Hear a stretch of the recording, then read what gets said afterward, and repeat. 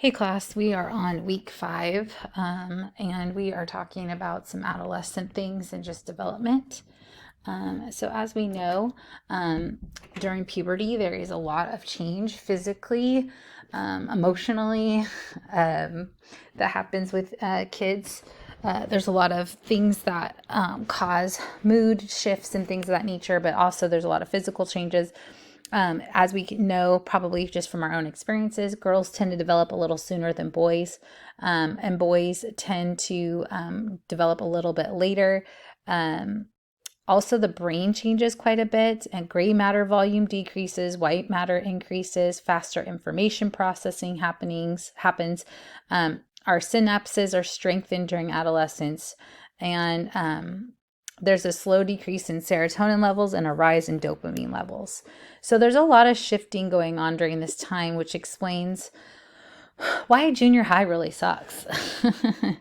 Maybe I'm just speaking for myself, but it's a really unique time in a person's life.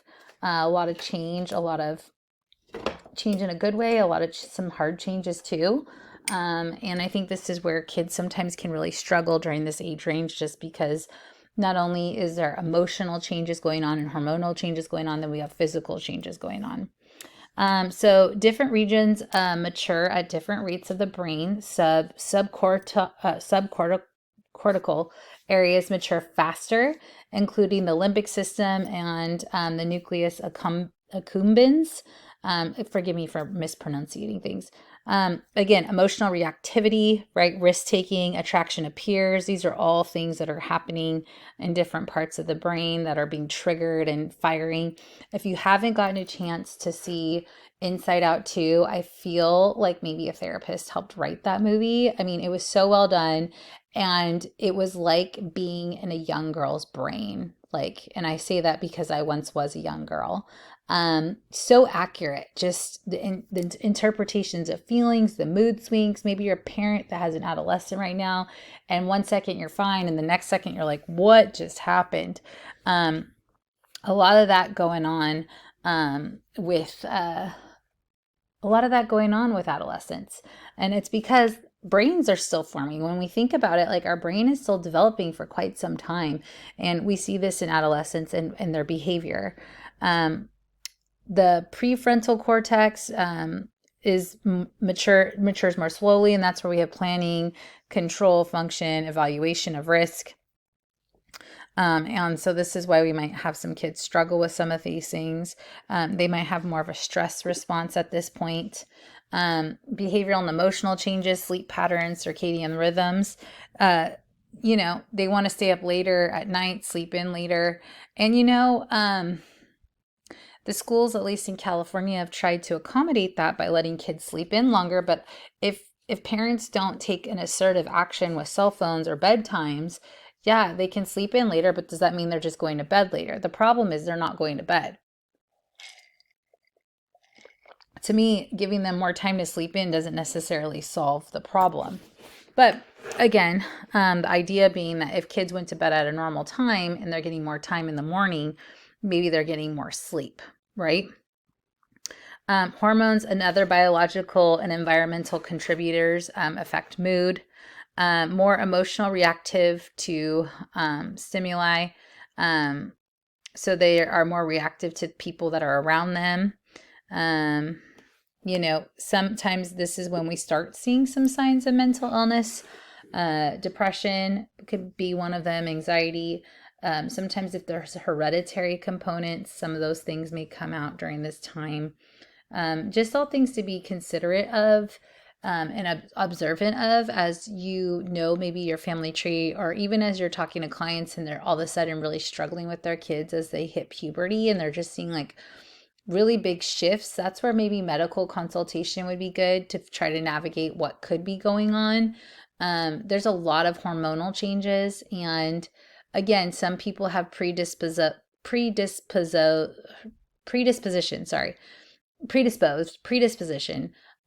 to mental health conditions. And so just talking with a physician about that, especially if it's so drastic. Also too, there's thyroid issues, all kinds of things that could become problems as bodies are changing and maturing.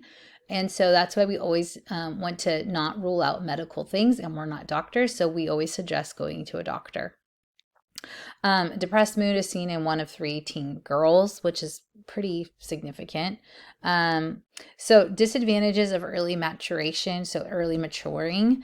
I think it's hard because when girls develop early, a lot of attention is brought to them. I think of one of my best friends. When we were in 6th grade, she was the tallest kid in our class, and developing early, so just kind of stood out, didn't almost feel like a little girl anymore. And this is in 6th grade. Now I think this is way more common for whatever reason. However, she's still the same height that she was in 6th grade. And we all just got taller than her eventually. And so I think for girls, it can be negative attention, getting teased, especially if, breasts are developing, things of that nature. I think, just dealing with a period, even in grades as young as 5th grade, can be very overwhelming for a kid. It's a level of responsibility as well. And then there's the awkward stages where, kids kind of get a little thicker and then they straighten out, but it's just kind of like that. It's like in the middle phase, and kids can look a little, feel uncomfortable in their bodies. And parents need to be sensitive to that. And I think educating kids, like, this is part of your development and growth, and how not to, of course, fat shame anybody, or how do we handle healthy eating and being healthy, and what does being healthy mean? And being healthy isn't necessarily about being skinny. Those are all the kinds of things that will probably need to be discussed, especially with girls. Challenges for girls during puberty: feeling less valued, body image concerns. There's differences between maybe boys and girls as far as how they're treated. Sexual debut. So, like, again, coming into oneself. It's just all those things that are very awkward and uncomfortable, and that could cause some depressed feelings, and may not have good coping strategies. And this is where we need to teach our teens, especially young teens, good coping skills, and hopefully them having quality friends, because friends really do make a difference. And if they are being influenced by people who are not the best for them, that is deeply going to affect them. And so just being aware of that as parents and who they're spending time with is important. And as clinicians, even challenging parents with who they know, I think, is important. So, and parents being invested, now with cell phones, and not to get off track on that. But, with cell phones, I think it causes parents to be very disconnected from the children's peers. I remember when I was a kid and I had to call my friends, or I called my friends, I had talked to all their parents, and I knew pretty much all their names and knew how to properly speak on the phone. My sons, like, we have a house phone that they're able to call their friends on, and they have like 0 phone social skills. So I have to teach them that. But that's just something that's changed over time now that phones are so different. Kids talk to kids, and there's no talking to parents. So even encouraging parents to do things like that could be good, because it just allows them a little bit more insight into, like, what's going on with their children and who they're being influenced by. Okay. So their adrenal glands are, getting active. Sexual attraction, around age 10, then, there's an increase in sexual interest, potentially masturbation. These things are starting to happen as their bodies are changing. There's more desire. Again, very natural things, but how we handle that is how it affects children. Being able to have honest conversations about their bodies, their feelings, how their bodies are responding to certain touch, even to certain texture of clothing and how it makes them feel. Having conversations with them about that is good. And so, even starting to educate them on sexual sex and sexual transmitted diseases and pregnancy. Again, not too young, but letting them know, like, this is what happens. 89% of high school students in U.S. are heterosexual. And evidence of genetic factors and prenatal hormones on sexual orientation. There, in high school now, there is, probably more people talking about having sex than actually are. But that is like, there's like some pressure, it's almost weird to not be sexually active. I think in certain social circles, whether it's actually true or not is a whole other thing. But those are things that are kind of happening in this phase. So again, a lot's going on. There is more problem solving that's taking place. They're having a higher level of thinking that's happening during this season. And which is exciting, right? Like they're able to construct more ideas. Their critical attitude, skepticism about justifications that often give to the status quo. They might start to have some ideas and opinions about religion, politics, and more. And it's just like they're coming into their own little people, right? They may not really see the limits to their ideas. But again, they're excited. They're developing. They're growing. All these things are new, and they have opinions about things. This is all very exciting stuff. So as we talked about, again, there's all these physical changes happening. You got the social identity part, which I think is the more dangerous part in this time. Dangerous meaning, I think friends play such a huge peer relationships play such a huge role in what happens with kids and their choices that they make. And this is where it can be very problematic. And changes in social situations can deeply affect children and how they relate to others, how they relate to their parents, how they do in school, all that stuff. So there's more emotional autonomy as kids are getting older, from like the ages of 11 to 14. So there might be more peer influences. They're looking for people maybe similar age, feelings, education status, so same grade, and things of that nature. So, 20%, studies by Steinberg and colleagues found this structure: 20% populars, jocks, moderate academics, some illicit behavior, 20% druggies, burnouts, less academic, delinquent behavior, 30% average, moderate academics, 10 to 15% ethnically defined, varied on academic concern. And this is like their social circles, and less than 5% high academic achievers, strong ties with teachers. And so this is how the crowd is reflected, kind of like the Breakfast Club, right? If you ever saw that movie ages ago. And so, these are very stereotypical, but I think kids they kind of clump together what feels comfortable for them. And I think that's where, again, when we are working with parents and families, really knowing their kids' peer circle, really seeing who's influencing them, because that might explain a lot of what's going on in the home. Again, multiple influences. You got influences maybe from sporting teams, from, youth groups, from teachers they really spend a lot of time with. We have to be conscientious of the kind of adults our kids are around. We have to be aware of the influence of even the parents of the other children. Like there's just a lot as a parent, we can't control it, but I think the more we know and understand, the better we can help support our kids.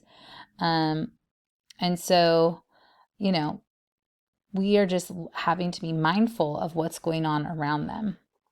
And so four college groups identified are athletic, oriented towards sports and fitness activities; social, so the more entertainment and recreation parties; scholastic, scholarly, political pursuits; and countercultural, deviant behavior patterns.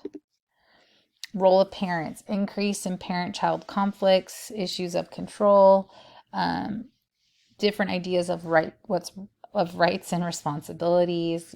Kids think they have a lot of rights. It's kind of funny when they start talking about those things. And there might be more friction in the house. Teens become more secretive to not have as much friction or disagreement with parents, which can be problematic, right? And so, again, trying to figure out kids trying to navigate their privacy, their confidentiality, but also at the same time needing to be aware of what's going on and to keep them safe.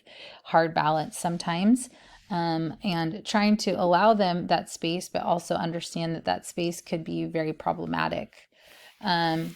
So sometimes we see in early adolescence there's a decline in academic motivation, factor changes in school structure and processes less conducive to meeting adolescent needs. The larger classes in schools, lecturing style, emphasis on competition, reduced parent involvement. And again, like I think there's a balance between parent involvement and being like a lawnmower parent or a helicopter parent where we're hovering or kind of taking over. Trying to find that balance of like, we want our kids to have autonomy, but we also need to know what's going on. And so I think that's another issue with the phones is there's a level of, I feel like I'm in control because I can track you and all those things. I can have constant communication with you, but there's some level of like, is that autonomous? Are we allowing them their space or their autonomy? We survived without those things years ago. It's just a hard balance, trying to navigate that, especially as kids get more autonomous and start to drive and things of that nature. There's a lot more fear. And sometimes we feel like we're controlling more because we have these outlets, but sometimes it causes more problems. And nothing really, in a sense, allows us to be able to control anything. That's what's hard. And so we just want to make sure we're trying to get our kids prepared for adulthood too. Um, so that they're ready, because they will be adults and they need to know how to do things and need to know that they're capable. And a lot of times, some of this behavior, although not the intention, it makes kids feel like they aren't capable because they have never done it before. They haven't been allowed to do it before. So it says here that their leisure and work, link between activities sponsored by school or community and better achievement and overall adjustment. So it promotes potentially mastery of hobbies, a deterrent to binge drink or drug use based on some studies, negative effects of sports participation, more likely to use high alcohol in high school, make lower grades. Mixed results on research of paid employment for adolescents depends on the amount of work they do, may lead to increase in problem behavior, lower school achievement, less school involvement, differences noted by race and economic status. Sometimes kids have to work. Sometimes kids just want to be able to have spending money and things of that nature, or they have to work to help their family.